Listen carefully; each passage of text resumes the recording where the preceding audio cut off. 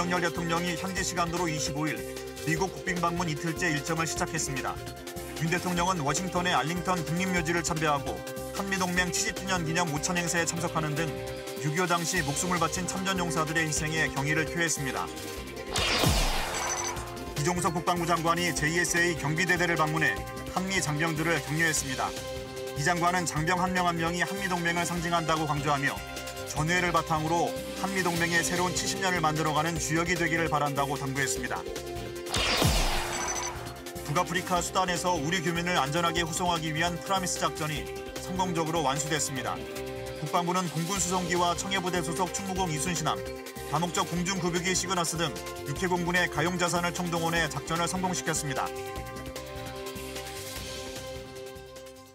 시청자 여러분 안녕하십니까? 국방뉴스 시작합니다. 윤석열 대통령이 워싱턴의 알링턴 국립묘지를 방문하며 미국 국빈 방문 이틀째 공식 일정을 시작했습니다. 윤 대통령은 자유와 평화를 위해 헌신한 미군 용사들에게 경의를 표한다고 밝혔습니다. 조다니엘 기자입니다. 윤석열 대통령이 현지 시간으로 25일 알링턴 국립묘지를 참배하며 국빈 방미 공식 일정을 시작했습니다. 알링턴 국립묘지는 우리의 국립현충원처럼 참전용사 약 21만 5천여 명이 잠들어 있는 미국 최대 국립묘지 중 하나입니다. 윤 대통령은 무명 용사탑에 헌화와 묵념을 하고 헌화대에는 대통령의 이름이 적힌 태극 문양의 화환을 놓았습니다. 그러면서 대한민국의 국민을 대표해 자유와 평화를 위해 헌신한 미국 용사들에게 경의를 표한다고 말했습니다. 이후 윤 대통령은 워싱턴 리츠칼튼 호텔에서 열린 한미동맹 70주년 기념 오찬 행사에 참석했습니다. 한미 양국 관계자 약 360여 명이 참석했으며 미국 공군 참모총장과 해군 참모차장, 폴 라케머라 한미연합 사령관 등이 참석했습니다. 우리나라에서는 백선엽 장군의 장녀 백남희 여사를 비롯해 국가보훈처장과 국방부 차관 등이 참석했습니다. 윤 대통령은 오찬 행사에서 한국전쟁 참전용사 3명에게 직접 태극 무공훈장을 수여했습니다. 윤 대통령은 한국전 참전용사들의 희생이 없었다면 오늘날 대한민국이 없었을 것이라며 피로 맺어진 한미동맹은 70년간 세계에서 가장 성공적이며 강력한 동맹관계를 만들어왔다고 강조했습니다. 그러면서 한국전 참전용사의 희생을 잊지 않고 동맹을 더욱 굳건히 지켜나갈 것이라고 말했습니다. 국방뉴스 조다니엘입니다. 지난 25일 북아프리카 수단을 탈출한 우리 교민 28명이 무사히 한국 땅을 밟았습니다. 국민 안전을 지키겠다는 마음이 담긴 작전명 프라미스, 그 약속의 과정에는 우리 육해 공군의 입체적 작전이 있었습니다. 이태검 기자의 보도입니다. 지난 25일 오후 우리 공군의 KC-330 시그너스가 경기도 성남시 서울공항에 무사히 착륙합니다. 수송기 문이 열리고 교민들이 차례로 내려와 가족을 만나자 그제서야 웃음이 나옵니다. 뒤이어 우리 장병들이 박수를 받으며 늠름한 모습으로 내려옵니다. 이날 서울공항에서는 프라미스 작전 성공과 함께 우리 교민들의 무사 귀환을 기념하는 행사가 열렸습니다. 한 10일 정도 이제 수단에서 교전 가운데 있었는데 한국 그 대사관 분들이랑 이제 외교부 분들께서 되게 긴밀하게 협조해 주시고 많이 도와주셔서 안전하게 올 수 있었던 것 같습니다. 안전하게 구출되리라는 믿음이 있었고 그래서 이겨낼 수 있었던 것 같습니다. 행사에 참석한 이종석 국방부 장관은 작전을 성공적으로 마친 장병들에게 고마움을 전했습니다. 또한 여러분의 노고를 높이 평가합니다. 또한 장관으로서 고맙다는 말을 전하고 싶습니다. 재외국민을 보호하기 위해 육해 공군 합동전력을 최초로 투입한 작전명 프라미스. 그 중심에는 우리 장병들이 있었습니다. 저희가 성공적인 작전을 통해서 국민들의 생명과 안전을 보호할 수 있는 약속을 지키게 되어서 영광으로 생각합니다. 긴박한 현지 상황 속에서도 모든 임무요원들은 긴장을 늦추지 않고 끝까지 최선을 다해서 임무를 수행했기 때문에 이번 프라미스 작전도 성공할 수 있었습니다. 저희가 성공할 수 있도록 계속 응원해 주신 모든 국민 여러분들께 감사드립니다. 이번 작전은 북아프리카 수단에서 군벌 간 무력 충돌 사태로 우리 교민들이 고립되면서 시작됐습니다. 작전명은 국민의 생명과 안전을 끝까지 책임지겠다는 윤석열 대통령의 약속을 이행한다는 차원에서 프라미스로 명명됐습니다. 작전에는 가장 먼저 공군의 C-130J 수송기가 지난 21일 현지로 급파됐습니다. 수송기에는 육군 특전사 특수임무단과 공군 공정통제사 등이 탑승했고 항공편 이용이 여의치 않을 경우를 대비해 오만 살랄라 항에 있던 해군 청해부대도 수단 인근 해역으로 이동했습니다. 청해부대에는 해군의 정예 특수부대인 특수전전단이 배치됐습니다. 이 밖에도 여러 우발 상황에 대비해 우리 공군의 다목적 공중급유 수송기 KC-330 시그너스도 추가 투입했습니다. 우리 교민의 안전한 철수를 위해 육해공군의 최정예 특수요원들이 사상 최초로 모두 동원된 작전. 장병들은 작전 투입 준비 명령이 떨어진 지 3-4시간 만에 모든 준비를 마치고 작전에 투입됐습니다. 작전이 시작되자 주수단 한국대사관에 집결한 교민들이 포트 수단으로 이동하는 문제가 가장 큰 난관이었습니다. 이때 수단에 강력한 정보 네트워크가 있는 아랍에미레이트 측이 함께 이동을 제안했고 교민들은 아랍에미레이트 측 호송 아래 수단의 수도 하르툼에서 포트 수단까지 1170여 킬로미터를 안전하게 이동할 수 있었습니다. 이후 교민들은 포트 수단 공항에서 사우디아라비아 제다 공항을 경유해 우리 군의 시그너스를 타고 서울 공항에 도착할 수 있었습니다. 이종석 국방부 장관은 이번 작전에 대해 장병들이 최단 시간 내에 출동한 점에 대해 높이 평가한다며 우리 군은 언제든지 국민이 부르면 달려갈 준비가 돼 있어야 한다고 밝혔습니다.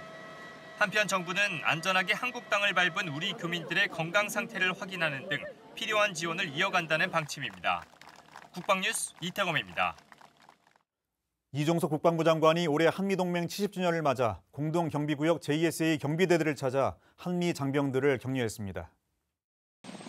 이종석 국방부 장관이 25일 한미동맹의 상징인 공동경비구역 JSA 경비대대를 방문했습니다. 유엔군 사령부 부사령관인 앤드류 해리슨 중장에게 작전 대비태세 등을 보고받은 이 장관은 최전방에서 한반도 평화 수호에 헌신하는 여러분을 만나 대단히 반갑다며 각자의 위치에서 맡은 바 임무를 수행하는 여러분이 자랑스럽고 고맙다고 말했습니다. 과거 선배들이 한미동맹의 뿌리였다면 여러분들은 바로 현재 한미동맹의 심장이다.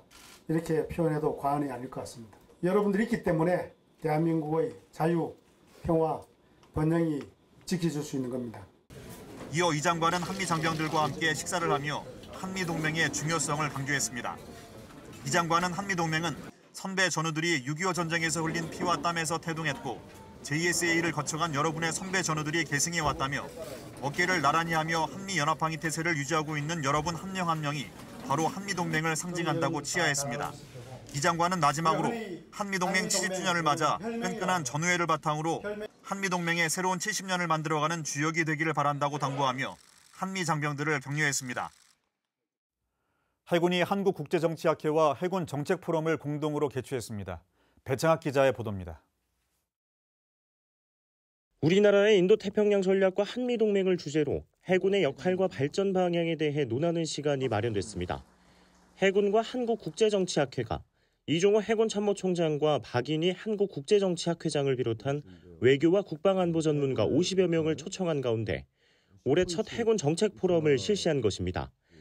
참석자들은 자리에서 해군이 빠르게 변화하는 국방 환경과 첨예해진 안보 상황에 능동적으로 나아가 주도적으로 대응하기 위한 방법 등을 논의했습니다. 인도태평양이 세계 경제에서 차지하는 비중이 커짐에 따라서 글로벌 공급망의 안정과 직결된 인도태평양 해양안보 환경의 중요성에 대한 인식이 높아지고 있습니다. 때문에 영내 해양안보 질서 유지를 위한 한국의 더욱 적극적인 역할 확대가 필요하다고 생각을 합니다.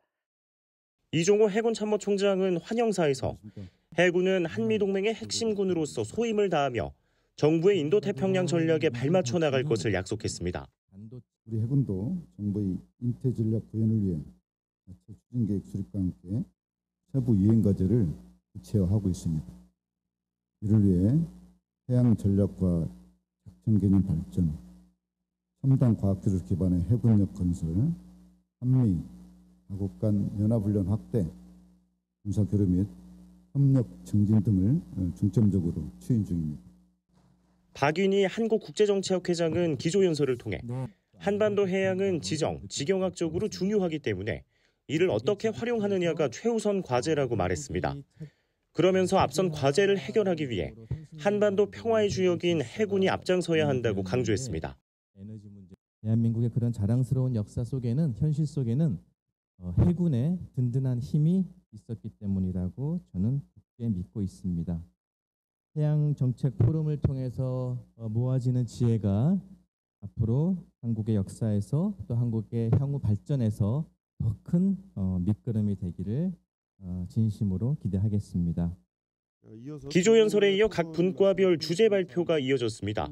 먼저 박재적 연세대 교수는 한국의 인도태평양 전략 구현을 위한 해군의 역할에 대해 지금 해양 안보가 굉장히 중요시 되고 있기 때문에 해군에서 이 자산을 확보해야 되고 아마 이게 굉장히 지금 우리 정부 인태 전략을 펼치고 굉장히 중요시하고 있기 때문에 굉장히 좋은 기회가 될 수 있다고 생각을 합니다. 박영준 국방대 교수는 한미동맹 강화를 위한 첨단 과학기술 기반의 해군력 발전 방향에 대해 각각 발표했습니다. 그런 응징적 억제 능력들을 우리가 좀 강화해 갈 필요가 있지 않겠는가. 해군도 그런 방면으로 전력을 증할 필요가 있지 않겠는가 싶습니다. 끝으로 전문가 자유토론에서는 해군력 증진에 대한 각계각층의 여러 의견이 오갔습니다. 한편 해군은 다양한 정책을 모색하고 추진하기 위해 매년 전문기관과 정책 포럼을 비롯한 세미나를 개최하고 있으며 국민 모두가 이를 볼 수 있도록 유튜브 해군 공식 채널을 적극 활용하고 있습니다. 국방뉴스 배창학입니다. 국방기술진흥연구소가 25일 광운대, 서울과학기술대와 방위산업계약학과 설치와 운영협약을 맺었습니다. 방위산업계약학과는 방산업계의 수요를 반영해 국방 첨단 분야 석박사급 연구개발 인력을 양성하는 사업으로 작년엔 국방우주공학과 등 3개 계약학과를 개설했고 관련 분야 기업 채용 예정자와 재직자를 대상으로 학위과정 이수를 지원하고 있습니다. 사업을 통해 광운대는 국방인공지능융합학과를, 서울과기대는 국방인공지능 응용학과를 개설하고 국기원은 학과 운영비와 해당 학과 입학생의 등록금 전액 또는 일부를 지원합니다. 올해 지원 규모는 기존 우주 분야 학생을 포함해 석박사 과정 70여 명으로 채용 조건형으로 입학한 학생은 학위 과정 이후 채용 협약이 체결된 방산기업에 입사해 관련 분야 연구를 이어가게 됩니다.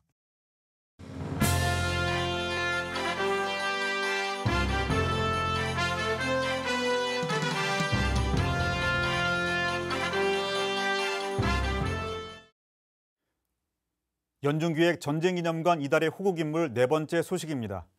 4월 호국인물은 자유 대한민국을 위해 매와 같이 용맹하게 하늘을 누비다 청춘의 나이에 호국의 별이 된 김현일 대위입니다. 조국을 위해 장렬히 전사한 영웅의 일대기를 이규혁 기자가 전해드립니다. 전쟁기념관은 정전협정 체결 70주년을 맞아 마지막까지 우리나라를 지키기 위해 싸운 12분을 2023년 이달의 호국인물로 선정했는데 그중 4번째 호국인물인 김현일 공군대위는 1949년 현재의 공군사관학교인 육군항공사관학교 1기로 입교해 6.25 전쟁이 한창이던 1951년 7월 공군 소위로 임관했으며 1953년 3월 당시 우리 공군의 주력 항공기인 F-52D 전투기의 조종사가 됐습니다. 당시 김현일 중위는 4월 1일 강릉의 제10 전투비행단 제10 전투비행 전대에 배속됐고 1953년 6월 13일 김중희는 고성 351고지에 근접 항공지원 임무를 받고 자신의 6번째 전투 출격에 나섰습니다. 고성군 남쪽 구성면 상공에서 적 진지를 발견한 그는 폭탄과 기관총 사격으로 이를 파괴했습니다. 그때 김중희가 탑승한 F-52D 전투기가 적 대공포탄에 맞았고 복귀가 불가능해지자 김중희는 편대에게 자폭을 감행하겠다는 무전을 남기고 적진으로 돌진해 전사했습니다. 휴전을 불과 한 달여 앞둔 시기였습니다. 정부는 김현일 중위의 공훈을 기려 대위 특진과 함께 을지무공 훈장을 추서했으며 그의 유해는 1958년 11월 15일 국립서울현충원에 안장됐습니다. 25세의 청춘의 나이에 조국을 지키다 사나한 고 김현일 공군대위. 우리는 그의 호국 정신과 업적을 결코 잊지 말아야 하겠습니다. 국방뉴스 이규혁입니다. 4월 26일 오늘의 국방단신 전해드립니다. 군인공제회와 육군 3사관학교 총동문회가 25일 3사 출신 동문들의 재정안전과 복지 증진을 위한 협약을 맺었습니다. 군인공제회는 3사 총동문회를 통해 더 많은 회원이 저축과 복지 등 군인공제회 혜택을 알고 이용할 수 있도록 다양한 활동을 펼칠 계획입니다. 해군 검찰단이 25일 서울대학교 인권센터와 인권 감수성을 높이기 위한 업무 협약을 맺었습니다. 해군과 서울대는 해군 검찰단 대상 인권교육 추진, 인권과 성평등 교육, 그리고 상담 프로그램 연구개발 협력 등 여러 분야에서 적극 협력하기로 했습니다. 전쟁기념사업회가 25일 1차 세계대전 당시 전사한 호주와 뉴질랜드 참전 용사들을 추모하는 안작데이 행사를 했습니다. 안작은 호주와 뉴질랜드 연합군을 의미하며 우리나라는 지난 2007년부터 매년 4월 25일 새벽 전쟁기념관에서 거행하고 있습니다. 병무청이 25일 정부 대전청사에서 사회복무 소통단을 위촉했습니다. 소통단은 사회복무 요원 28명과 복무기관 담당 8명, 복무지도관 8명, 사회복무 정책 담당 4명 등 48명으로 구성됐으며 사회복무제도의 발전 방안을 제언하는 등 현장의 목소리를 전할 계획입니다. 군인공제회가 회원 복지 증진을 위해 신한은행 퇴직급여 대여금리를 최대 0.6%포인트 인하했습니다. 회원들은 지금처럼 퇴직급여 대여 기본금리가 유지된다면 최저 4.38%로 대여받을 수 있게 됐습니다.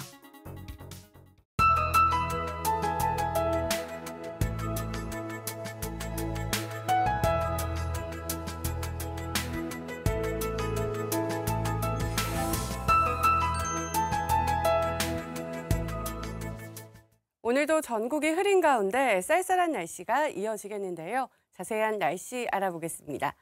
오전까지 중부 곳곳에 내리던 비는 모두 그쳤고요. 오후부터는 차츰 맑은 하늘이 드러나겠습니다. 대기질도 무난하겠는데요.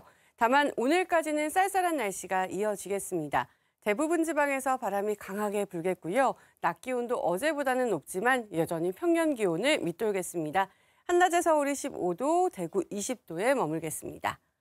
내일부터는 다시 온화해지겠는데요. 아침 기온은 오늘보다 더 낮아지겠지만 한낮에는 20도 안팎까지 올라 일교차가 크겠습니다. 자세한 기온 살펴보시면 내일 아침 최저 기온 서울은 7도, 대구는 5도로 출발을 하고요. 한낮에는 서울이 20도, 원주 22도, 대구 24도까지 오르겠습니다. 작전 기상입니다. 해상 작전에 제한이 있겠습니다. 주말에는 온화한 날씨를 보이겠고요. 남부지방에는 비가 내리겠습니다. 이상 공군 기상단 제공 기상정보였습니다. 나와는 다른 누군가와 의견이나 생각을 교환하고 대화를 이어나가기 위해 반드시 필요하다고 생각하는 게 있습니다. 그것은 바로 자유. 그 자유로움으로 자신의 생각만을 오롯이 말하는 것이 아닌 전달하고 받아들이고 타인을 이해하는 것이 소통이라면 이 소통이라는 것은 작게는 집단을, 크게는 사회를, 그리고 대한민국을 지탱하는 힘이 아닐까 하는 생각. 자유에서 비롯된 사람 간의 소통이 국가 간의 소통이 되고 또 같은 목표를 향해 간다면 다툼이나 분쟁은 없지 않았을까. 대한민국 국민이라면 어느 곳에 있든 안전을 책임지겠다는 약속 또한 국민과의 소통이 만든 결과가 아닐까. 자유는 결국 소통을 통한 약속의 이행을 지켜내는 것이라는 생각을 해봅니다. 국방뉴스 또한 시청자 여러분들과 소통할 수 있는 방법을 찾기 위해 노력하고 있습니다. AI를 활용해 기사를 읽고 훈련 현장으로 더 파고들어 장병과 국민을 잇는 가교의 역할을 하기 위해서 말입니다. 그러니 앞으로도 많은 성원 부탁드립니다. 국방뉴스를 마칩니다. 감사합니다.